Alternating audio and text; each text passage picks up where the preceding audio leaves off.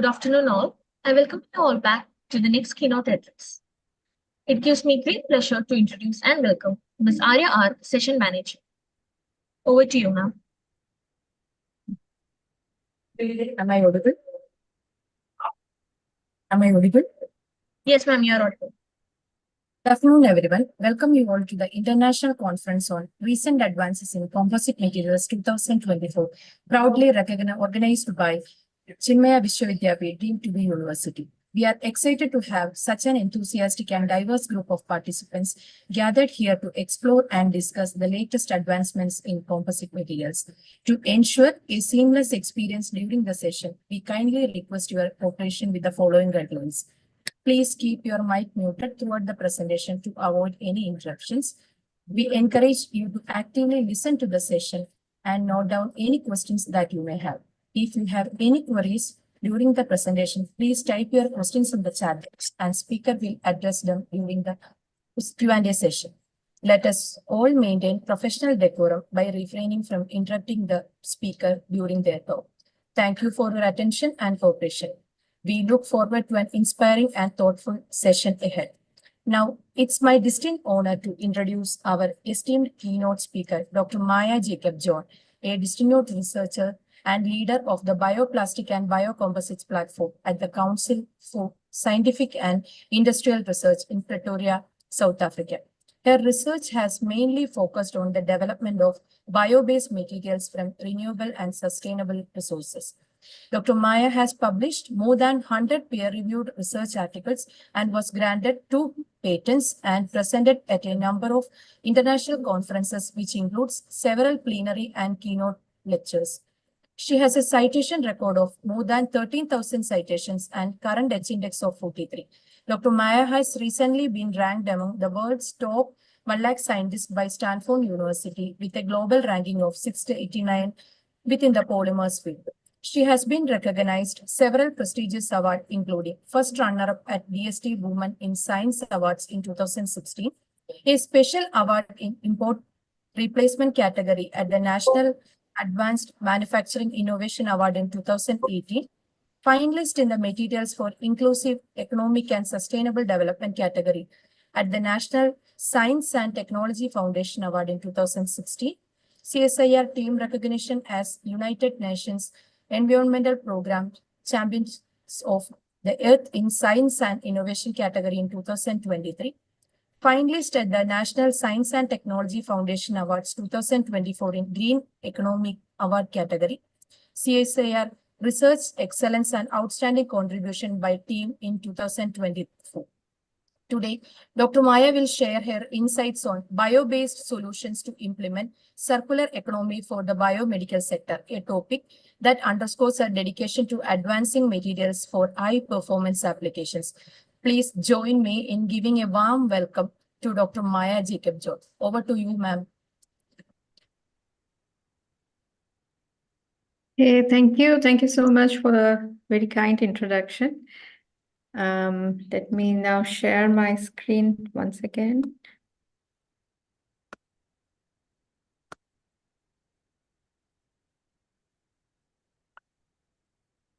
Okay, so I hope everyone can see the slide. Yes, ma'am. Yes. Oh. Okay, so good morning from South Africa. Today I'm going to be talking about bio-based solutions to implement circular economy for the biomedical sector. Let me just go through the table of contents. I'll begin with an overview of the CSIR, what the different divisions are and its working. Then I'll move on to the research focus areas of my research platform area. And then we'll specifically talk about the project, which is on compostable plastics for replacement of single-use biomedical devices. And I'll highlight some of the important results and then move on to discussing who our partners are that we have in different parts of the world. And then we'll finally wind it up with acknowledgements. So the Council for Scientific and Industrial Research is one of the premier research institutes in South Africa. And our vision is that we are accelerators of socio-economic prosperity in South Africa through innovation in science and technology. And our innovation and our mission on localizing technologies is done through collaboration, collaborating with local institutes as well as with institutes abroad. So we are majorly based in Pretoria. So the main headquarters is in Pretoria, which is the capital of South Africa. But we also have regional offices in Johannesburg, Durban, Cape Town, and in Stellenbosch. So we have four main values. The first one is excellence. We believe in excellent science and technology, and we pursue excellence in every aspect of the CSIR life. Our second CSIR value is centered on people. So we care about the people, and we also respect the diversity of the different cultures and the different kinds of people that we work with. And we also treat people and also our stakeholders the way we would like to be treated. Thirdly is on integrity. We are honest and fair in our dealings, not only with each other, but with our stakeholders and with our external partners. And finally, it's collaboration. We are keen to collaborate not only within the different divisions at the CSIR, we also collaborate with local research institutes as well as institutes abroad. We believe that we are one of the best, and we believe in collaborating with the best. So I'm from the chemicals cluster, which is one of the divisions of the CSIR. And there are two wings to this division. One is the biomanufacturing technologies, which is again divided into different platforms. And then you have the Center for Nanostructures and Advanced Materials. Now, this center has 7 research groups, and I'm from the Advanced Polymer and Composites Research Group.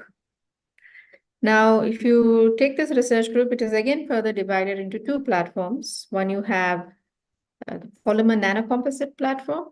So this platform deals with developing materials using nanoclays as fillers in different kinds of polymer matrices.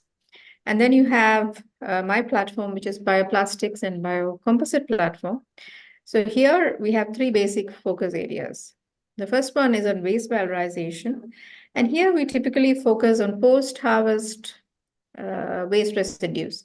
So these can be agricultural waste residues like maize or bagasse, or it can be industrial waste residues like sawdust. And here the idea is that, which is now a very important theme, that waste is not just waste, but you can convert waste into a value-added product. So here, what we would normally do is we would valorize the waste, because this is biomass resource waste. It is composed of cellulose, hemicellulose, and lignin. And you can extract these materials and then convert it into value-added bio-based composite products.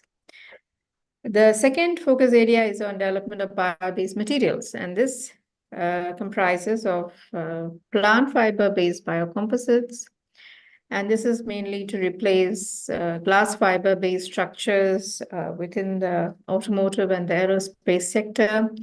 Then we work on biopolymer blends, bio-nanocomposites, which is basically cellulose nanocrystals and cellulose nanofiber reinforced composites. And all of this is, especially the work on blends and bio-nanocomposites, is for replacement of single-use petroleum-derived products. As we now know that, I'll come to it later, but there's a lot of products which are single-use, and some of it is being banned in different parts of the world. So one needs to find a replacement for these products. Now, apart from that, we also work on developing these products to have added functionalities, improved performance. As in, if you want to use bio-based materials in advanced sectors like the transport sector, it's important that you need to impart it with specific properties like improved fire resistance or decreased water absorption. So we do that kind of work as well. And thirdly, our focus area is on recycling, where we look at beneficiating waste plastic and converting it into other types of products. And here, the recycling we are more focused on is on mechanical recycling, and then making different kinds of products from it. Now, if your material is bio-based and biodegradable, then the end-of-life studies that we can do is the testing of the biodegradation of these products. And as I always say, that it is not just enough to claim that your material is biodegradable. One needs to follow it up with other information like in what medium is your material biodegradable? Is it soil? Is it compost? Is it aqueous? And what are the timelines? How long does it take for your material to biodegrade? So without this kind of information, you cannot simply say that your material is biodegradable. So we have the biodegradation testing laboratory at the CSIR where we can do this type of tests. So next slide is on what are the drivers for bio-based materials. So why is there this shift towards using these kinds of green and environmentally friendly materials? The first point is that if you look at the technical properties of conventional plastic materials, we can replace them with biopolymers because the technical properties are somewhat comparable.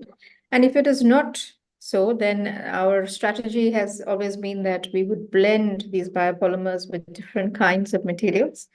It can be different biopolymers, or we can add fillers, bio-based fillers like starch or cellulose, or any type of biomass-based lignin, so on, and then modify it so that it meets with the technical properties.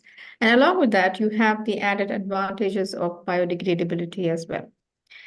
So our work in that sense is that we are developing new type of materials which are environmentally friendly and have low carbon footprint.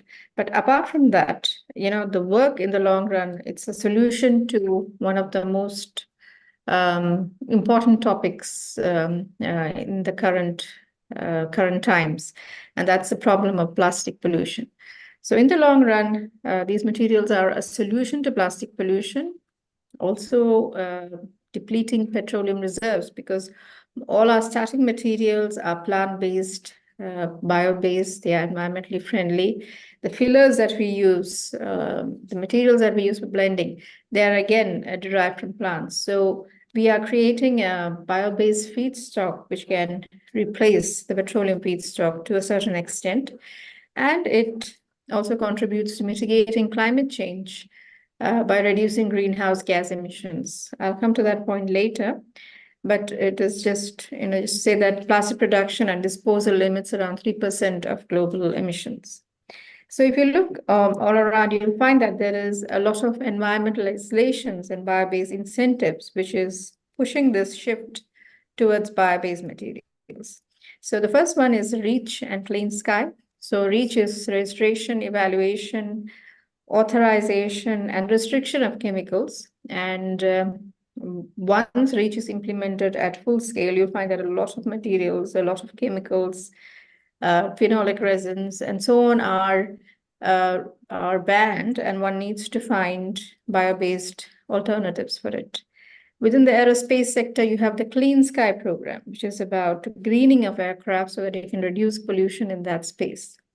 If you look at the automotive sector, again, you have a lot of legislations like the End-of-Life Vehicle Directive, which is pushing the case for increasing the recycling of automotive materials and improving or increasing the recycled content used in automotives.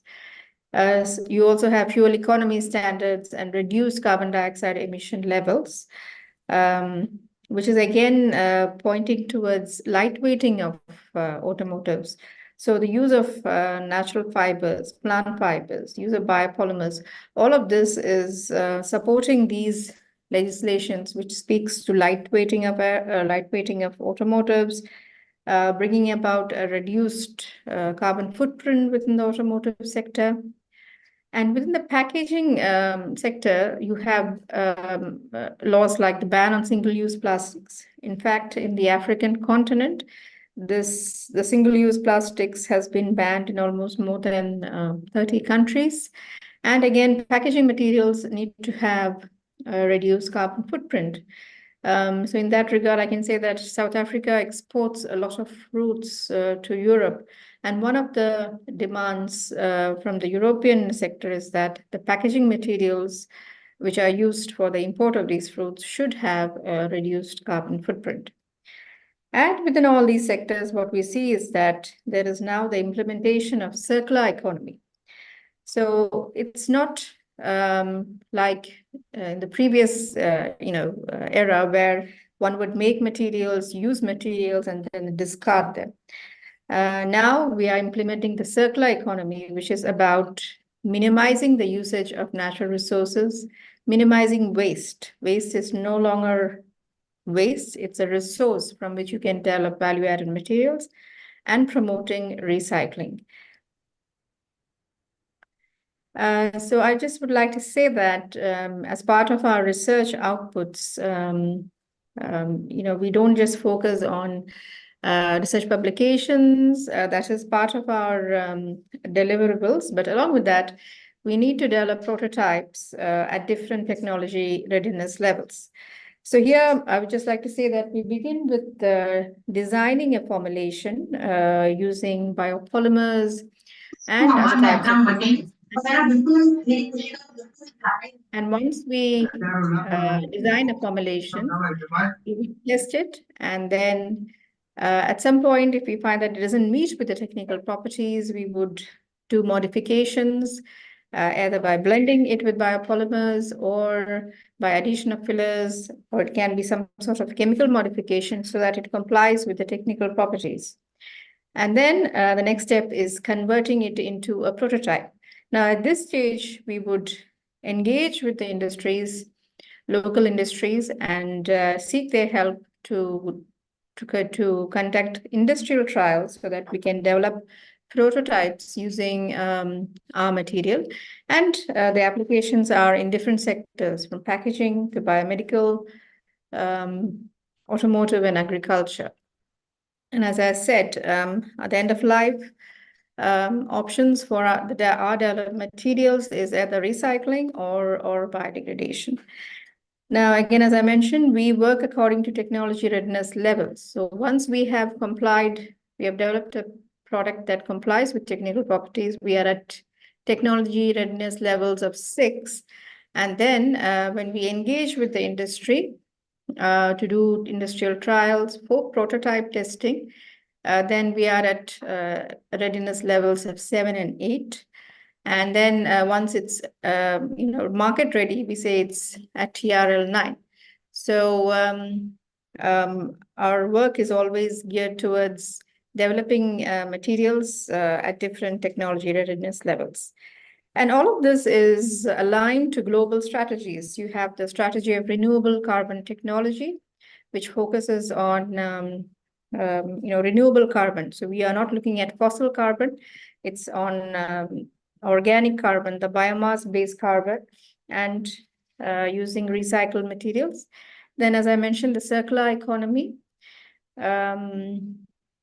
Then we have the new plastics economy vision, which speaks about eliminating plastics that are not compostable or recyclable, and then innovating so that all materials that we use are either recyclable or compostable, and then circulation so that materials are circulating in the economy and it does not end up in the environment as an eyesore. And finally, it is aligned to the United Nations Sustainable Development Goals, goal number 12, which is on responsible consumption and production. Now, one of the advantages of using biopolymers is that it has multiple end-of-life options. So, as I said earlier, mechanical recycling is possible, where you would shred the biopolymer products into small pieces and then form pellets, which can be again molded to form the product. And we do a lot of mechanical recycling in our studies. And what we have seen is that biopolymers like PBAT, polybutylene terephthalate, and PLA can be recycled up to 4 to 5 times without any loss in properties. Then chemical recycling is possible, where we would break down the biopolymer product into monomers, which can then again be polymerized to form the product. And the third one is organic recycling, or otherwise known as composting or biodegradation, where the biopolymer product is broken down into non-toxic residues like carbon dioxide and water. And just to reiterate, this happens in controlled conditions. And the idea of composting, it actually diverts the waste from landfills and also reduces the emissions of methane, which is again a potent greenhouse gas. So as I always say that, about circular economy and about biopolymers, one of the advantages is that in the long run, it will reduce the emissions of greenhouse gases. So the main greenhouse gas emissions, emitting gases are carbon dioxide and methane. And if you look at the carbon dioxide emissions for biopolymers compared to synthetic polymers, you will see that it's very much smaller. It's about 50% less.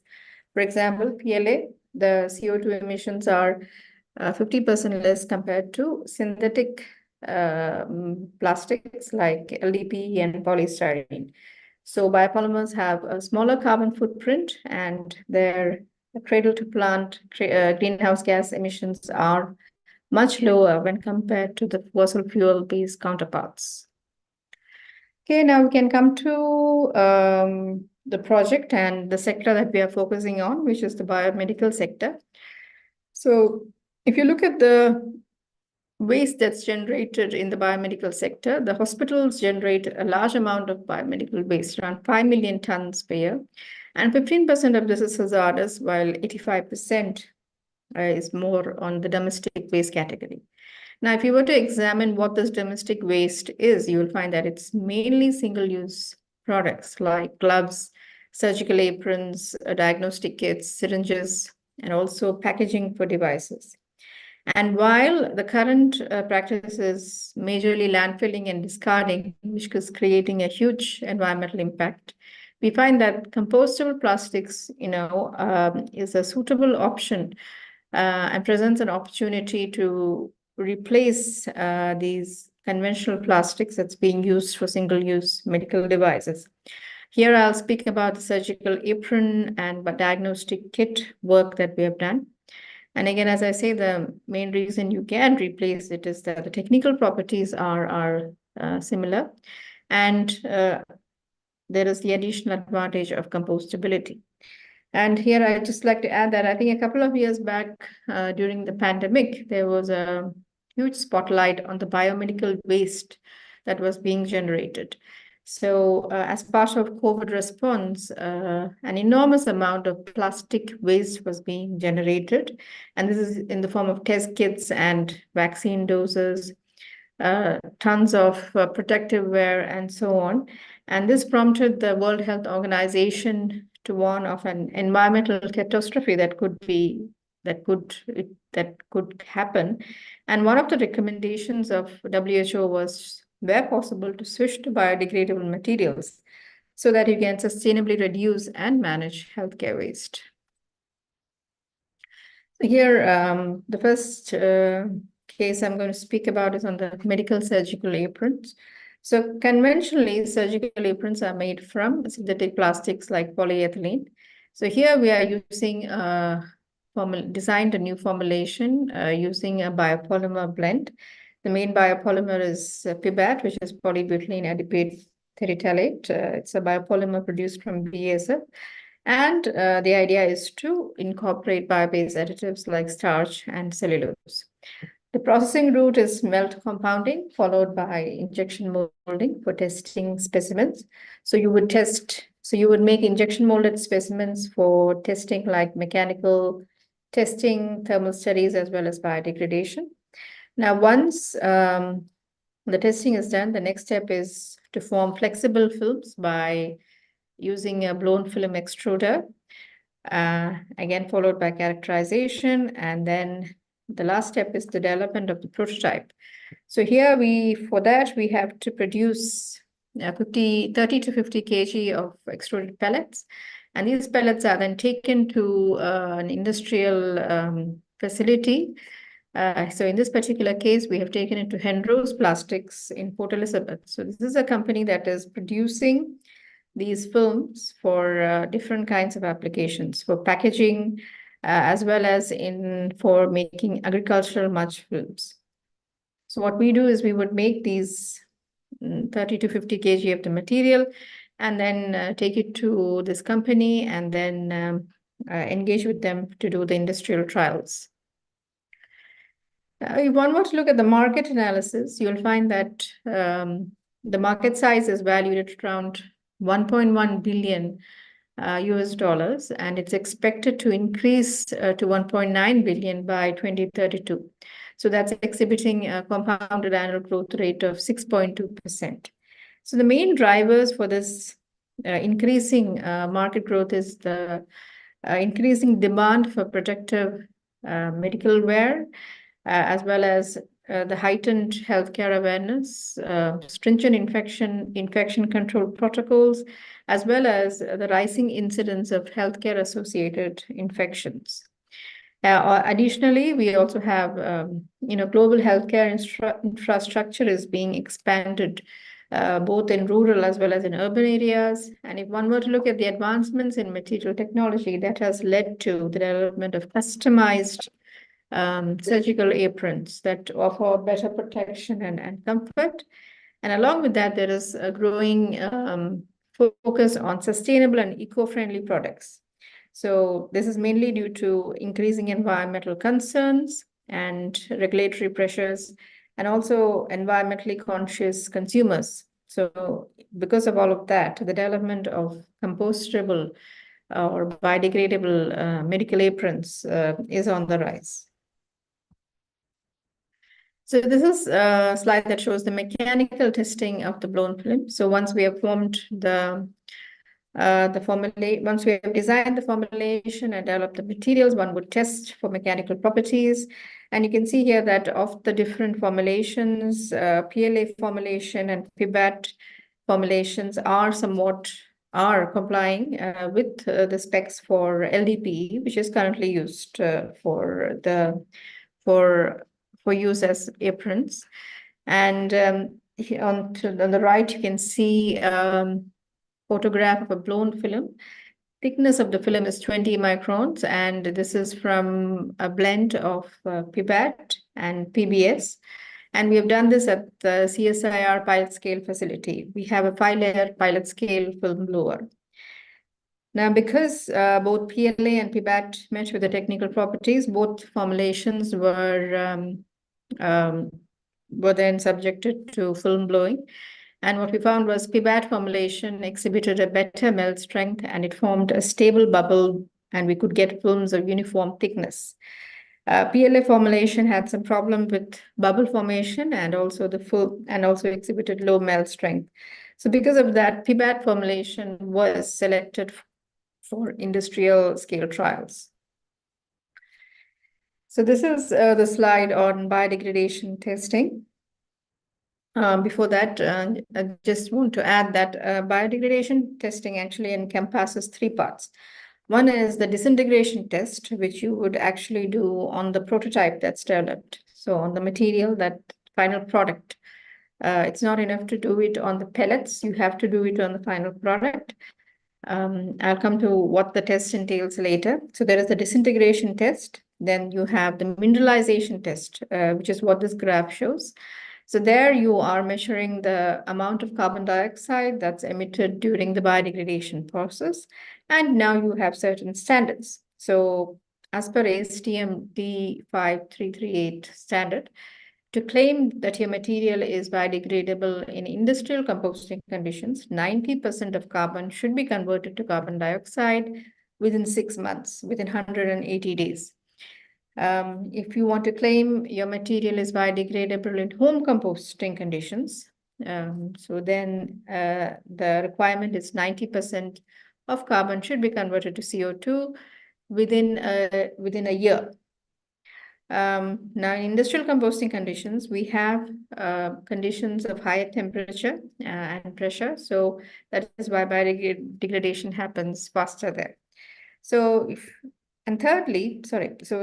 as I said, there were three aspects to biodegradation testing. One is the disintegration, mineralization, and thirdly, the ecotoxicity studies.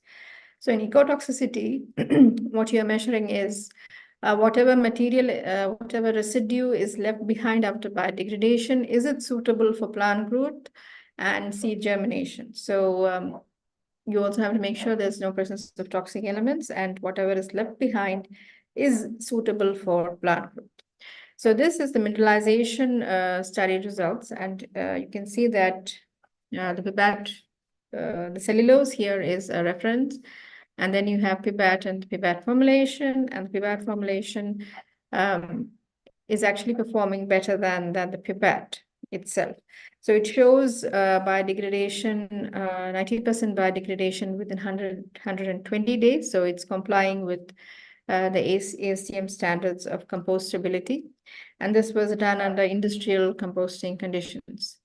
Now, another important result is that compared to the virgin biopolymer, the formulation, which is a blend and it comprises of materials like starch and cellulose, it is showing a higher biodegradation rate. So this shows that the addition of polymers like starch or cellulose is actually accelerating the biodegradation.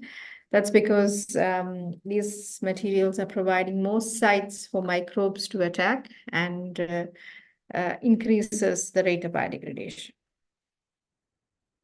So once we have, complied with all the technical properties, our next step is that we would prepare 30 to 50 kg of the material, and we would take it for industrial trials. And this slide shows the manufacturing of the pipette formulation on an industrial scale facility. So as I said, Hindros Plastics is a company in Port Elizabeth. They produce plastic films for packaging and for agricultural purposes. Example is like mulches, using conventional plastics like polyethylene and polypropylene. So this shows that the trials were successful. And what this also does is that, it gives, for us, it is to show that our formulations are processable on a manufacturing line. So it is ready to go out of the lab and into a manufacturing line.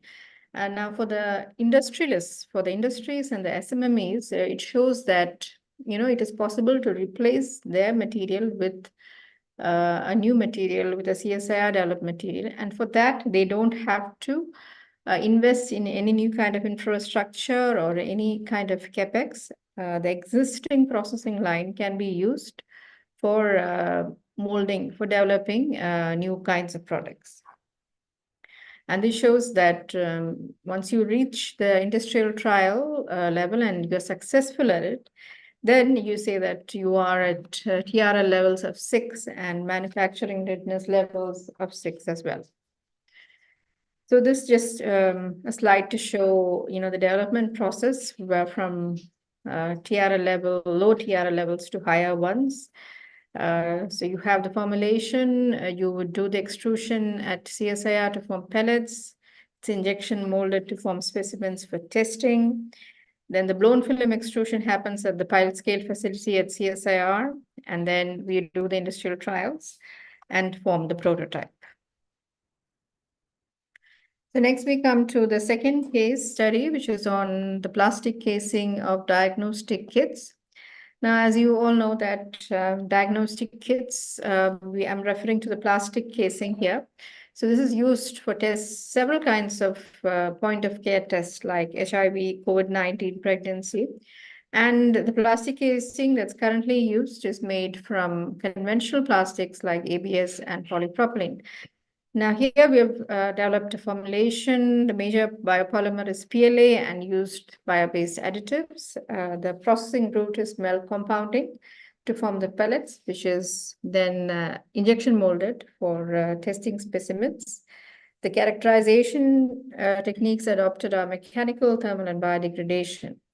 And as before, for prototype development and testing, we produced 30 to 50 kg of the material, and then it's taken for industrial scale trials. So in this particular case, we have taken it to another company called Sandplast Injection Molding Company in Cape Town. Now, this company is already producing these kind of plastic casing from ABS. So our strategy is to take these to those companies and then engage with them for industrial trials. Again, if you look at the market analysis, you see that the diagnostic market in South Africa is expected to grow at a compounded annual growth rate of 3.4%. And this is mainly due to the rising burden of chronic and infectious diseases. Again, if you look at, within South Africa, there is really no local manufacturers of compostable diagnostic kits or any other products for that matter.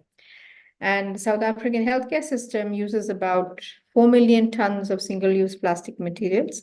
And this is usually in the form of diagnostic kits, gloves, packaging, so on. So there is an opportunity here where a portion of this can be made from compostable plastics that is developed at the CSIR.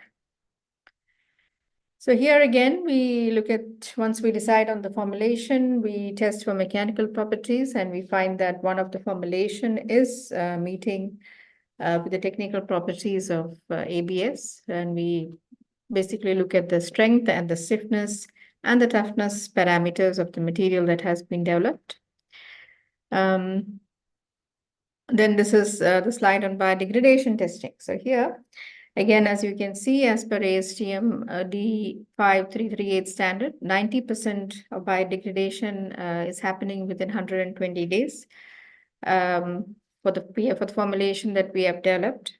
The standard stipulates that it should happen within 6 months. So the formulations that we have developed is meeting the standards and can be claimed as compostable. So this is the slide of prototype development, designing a formulation, forming the pellets, injection molding, and then industrial trials at Sandplast facility. And here you can see two types of kits that have been formed. One is a PLA based and another one is a PHBH based. And I think during industrial trials, the PLA-based processing was found to be more smoother, and the final product had more rigidity compared to the PHBH-based one. Again, as I said, Sandplast injection molding is already producing these kind of kits from ABS plastic. So here we come to the slide on disintegration testing. So as I said, biodegradation has three aspects: disintegration, mineralization, and ecotoxicity. Disintegration testing happens on the actual prototype that's developed. And here you can see the disintegration testing. And as you see, the developed kit is completely undergoing disintegration within 70 days. So after 70 days, you don't find any residues that one can see. The disintegration begins after 35 days, and within 70 days, it's complete. So the standard, as per the standard, the idea is after 12 weeks in a controlled composting test, no more than 100% of the material dry weight should remain after being sieved on a 2 millimeter sieve. So it's complying with the ASTM standards. And then you have the results, the ecotoxicity results. So this is looking at, whatever residue, whatever soil compost in which the biodegradation has happened, if you take that and if you test it for plant growth and seed germination, it should be positive.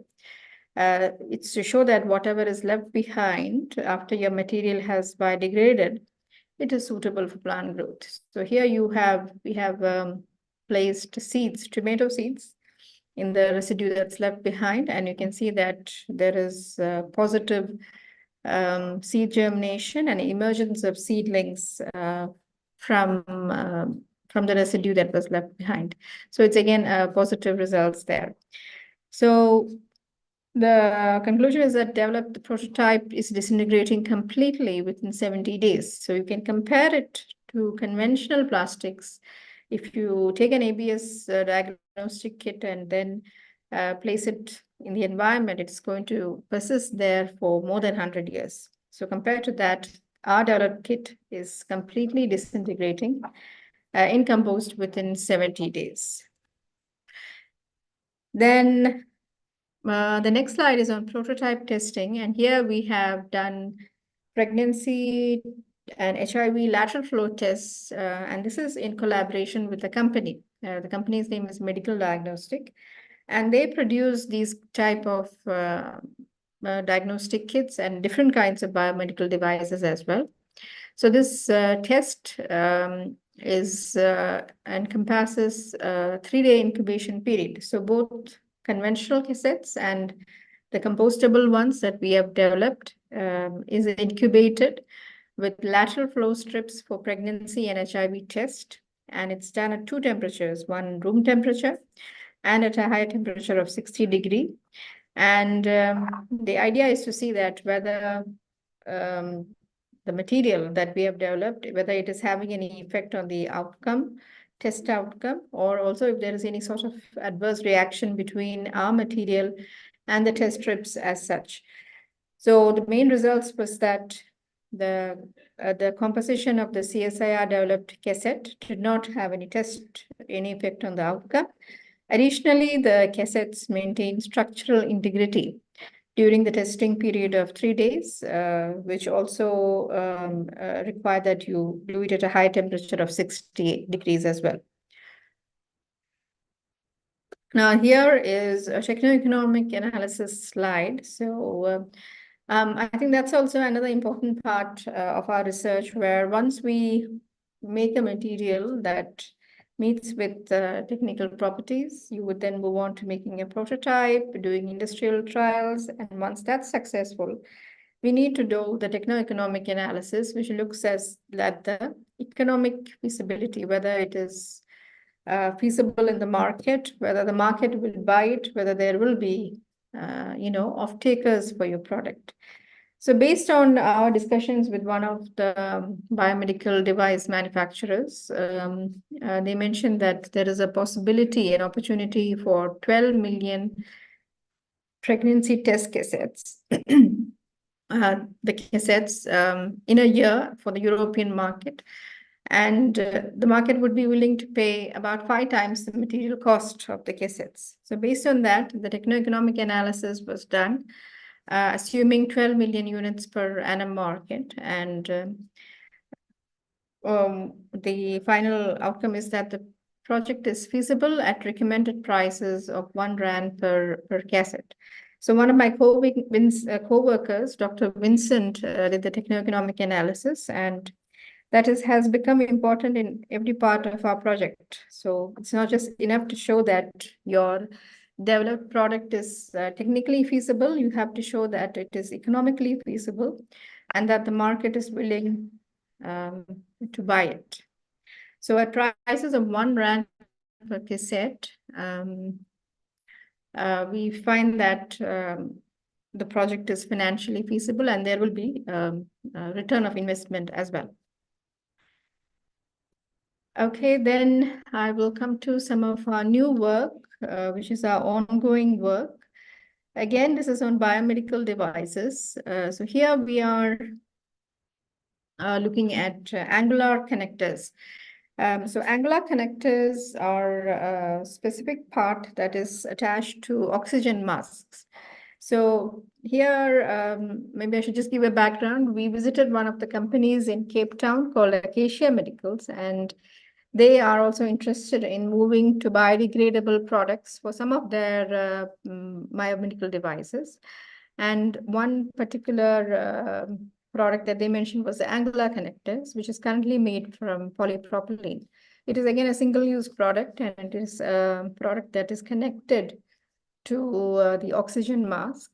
And currently it's made from polypropylene. So here we used a new type of biopolymer. It's from the polyhydroxyalkanate family, PHPH. And again, blending it with biopolymers and other additives. The processing route is melt compounding, followed by injection molding, and then characterizing it for different types of properties. Now, on the right, you can see the biodegradation test results. As I say, you can see that the developed material is showing more than 90% biodegradation between 100 to 120 days. So that is again complying with ASTM standards and can be claimed to be biodegradable. So once that was done, we did the industrial trials at Acacia Medicals in Cape Town.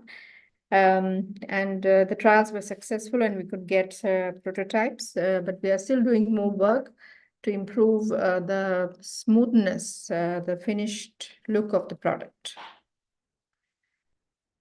In connection, again, this is an ongoing work and this is in connection with the cassettes that we have developed. As I mentioned, another company called Cape Biopharm approached us and they mentioned that there is a market for these kind of compostable cassettes. About 12 million cassettes per annum can be exported to Europe.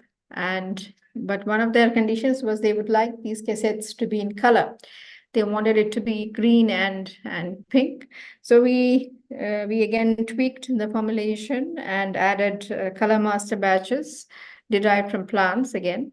And we repeated the disintegration and the ecotoxicity results because we wanted to see if the addition of the color master batch had any effect on the biodegradability of the materials, and as such there was no problem. The disintegration test showed that within 70 days the disintegration happened completely and there was no residues left over. The seed germination results were also positive for both the green kits and the pink kits as well. So the main conclusions from our research work is that the developed formulations are meeting with technical properties. They are compostable. They are meeting ASTM standards, 90% biodegradation within 120 days. It is processable on local manufacturing facilities and are suitable for replacement of conventional single-use plastics. And here again, I just must mention that the idea is not to replace every plastic product with a biodegradable or a compostable one. It's only those products that are not recycled, either because they're contaminated with it could be food waste. So an example is packaging carton, or it can be soil. Example again is mulch, or these kind of biomedical waste. These examples are biomedical devices. These products, because they are contaminated, are not commonly recycled and they are discarded in landfills. For these products, compostable plastics are an opportunity where you can recycle and develop new products. You must continue to do that. So the biomedical devices that we have developed, they have compliant technical properties. They are processable on conventional equipment, biodegradable in industrial composting conditions, and they have a shelf life of 2 years. And for the biomedical devices, the lateral flow tests, especially the HIV and the pregnancy, were successful. So bio-based and compostable plastics have an important role to play in protecting the environment, reducing greenhouse gas emissions, and also creating new types of bio-based industries. Our collaborations in this project, as I mentioned, Sandplast injection molding for industrial trials, Henrose Plastics in Port Elizabeth also for industrial trials, and then Cape Biopharm, as I mentioned, they were interested in the color compostable kits, and we are still discussing with them for further negotiations. So this is just a slide to show some of the other compostable products that we have developed. You have examples of compostable mulch films. And here again, as I would just like to add a little bit more, mulch films that we use currently are made from polyethylene. So again, they are flexible films made from polyethylene. And the current practice is that once the crop has been harvested, the mulch film needs to be physically removed. So that is that's extra cost for labor for the farmer. So here we have developed mulch films that are biodegradable in soil, so that once the crop is harvested, the mulch film will biodegrade in soil, so the farmer doesn't have to spend more money for physical removal of these films. Another part is that some of the mulch films are having a customized biodegradation rate.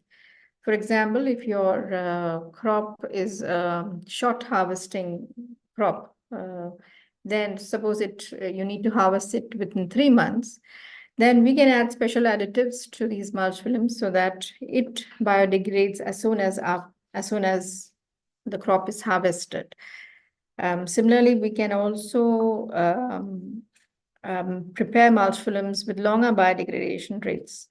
For example, if you have a crop that is only harvesting within a year, a typical example would be pineapple. So then we can add additives that prolongs the biodegradation, and it will only biodegrade at the time of crop harvesting.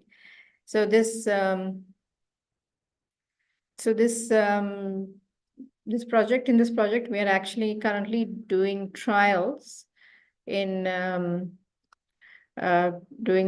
different parts of Africa, especially in Ghana and Nigeria as well. Other examples are soil biodegradable plant clips. It can be extremely useful in vineyards where the final product would just biodegrade in soil.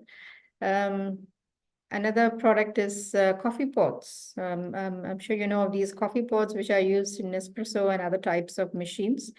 So you can develop these coffee pods from a biopolymer. And in one particular instance, we have actually used ground coffee waste as another ingredient as well. The compostable connectors, which I spoke about. And then again, in the automotive sector, some of our work on using plant fibers to replace the glass fibers.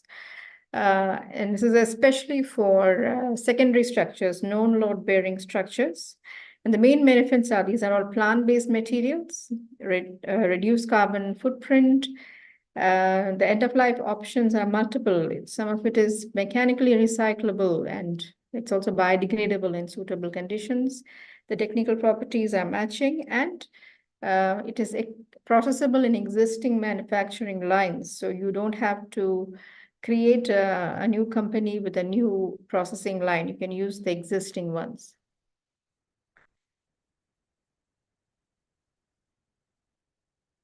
Some of our facilities, we have the state-of-the-art facility for processing and characterizing. We have a composite processing laboratory, extruder, compression and injection molding. For liquid processing techniques, we have vacuum-assisted recip transfer molding. Characterization lab has all the works. We've got mechanical, thermal, and rheological and morphological characterization facilities. We have two specialized laboratories. One is the fire testing lab, which houses the cone calorimeter and the OSU heat release apparatus, along with a smoke density chamber and an LOI, limiting oxygen index tester. So both the cone and the Ohio State University measures the flammability of materials, so the principle is different. If you want to test your material to be used in aircrafts, it is mandatory that it should be tested on an Ohio State University heat release apparatus. And then, as I mentioned, we have the biodegradation testing laboratory, which was funded by UNIDO. And just to say that it is a unique facility where you can test the biodegradation of materials in different media and as per standards. It comprises of an automated respirometer, which does the mineralization studies. So that's the evaluation of how much carbon dioxide is emitted during biodegradation. And we can do the biodegradation in different conditions and also analyze the time frames as well. Now, this is apart from supporting R&D. This lab can be used for verifying the compostable claims of imported products. So currently, what we see is there's a lot of greenwashing that is happening. A lot of products are being imported into the country and are being claimed as compostable and biodegradable. I'm sure you know the oxo-degradable plastics, which are in the process of being banned in Europe. So we find that a lot of these products are also being imported into Africa, and they are being falsely claimed.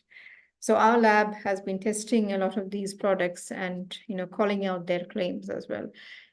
And finally, just a point that you need to also dispel the myths of biodegradable products and biopolymers.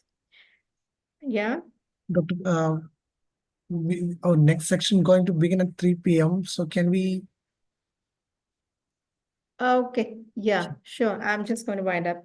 So yeah, so this is just to say that biodegradable products don't just biodegrade anywhere and as is. You need to test the conditions, whether it is soil, compost, and water, and establish the time frame. So you need to test your materials in a lab. So we are open to testing. So if you have any samples for testing, please do engage with us. These are some of our collaborations with universities all over the world. So this is the acknowledgements, financial acknowledgements from all the programs, DSI, TIA, UNIDO, and RF. This is the team that works on all these projects. So this is a highlight. Last year, we were part of the team that was the Champions of the Earth, United Nations Environmental Programs, Champions of the Earth. Yeah, and finally, special thanks to Dr. V.K. Srivastava for inviting me for this conference. Special thanks to Dr. Praveen as well. With Praveen, we've been engaging for a couple of years, and Dr. Praveen has been very active in organizing conferences. You must give me a few tips.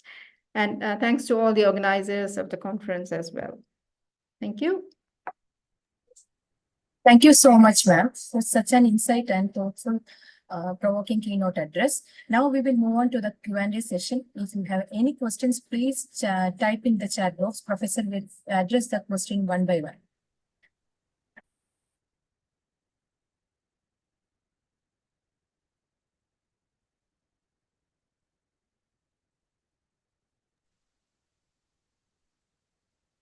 No further questions, we can wind up the session. Okay. Okay, thank you so much. Yeah, the participants can also email the questions to Dr. Maya. So, or you can send to us, we can share the questions and we will get back to you. Over to you, Adia. So you are muted. Once again, thank you so much, Dr. Maya. Thank you once again and have a great day. Next session will start soon at 4 p.m. delivered by Professor Miran Musetic on adjustment of surface properties of polymer composites by treatment with gaseous plasma. Thank you very much. Can you hear me? Yes. Professor, very good evening. Good evening. Yes. So it's my name is Miran Musetic. Should I share my screen? Yeah, we can start the session within